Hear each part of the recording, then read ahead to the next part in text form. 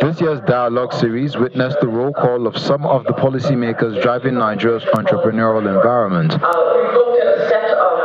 They're here to give insights into various topics at the 10th edition of the Faith Institute Policy Dialogue Series, PDS.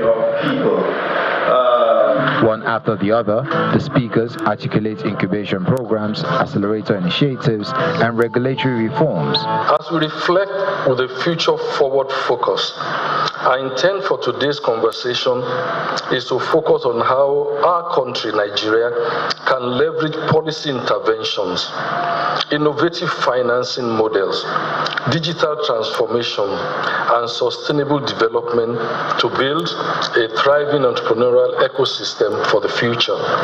We stand on the cusp of a new decade and celebrate the anniversary of this intellectual annual dialogue series.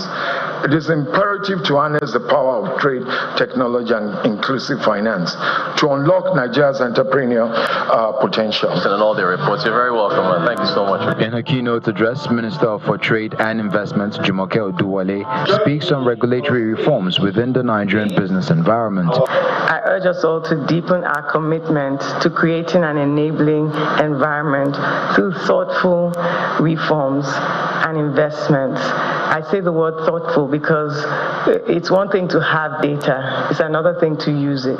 Queuing in from the topic of the day, panelists expatiate on entrepreneurial development in Nigeria. We must pay attention to the national quality infrastructure, not just for education, but for education for our tradable services and skills, education for development, education for entrepreneurship, education for growth, and that's how we will win. We're looking at the fact that we are not able to have the kind of competencies that we need to grow our own industry. It's very critical, and not just us as in agriculture, but the allied competencies that should work with us.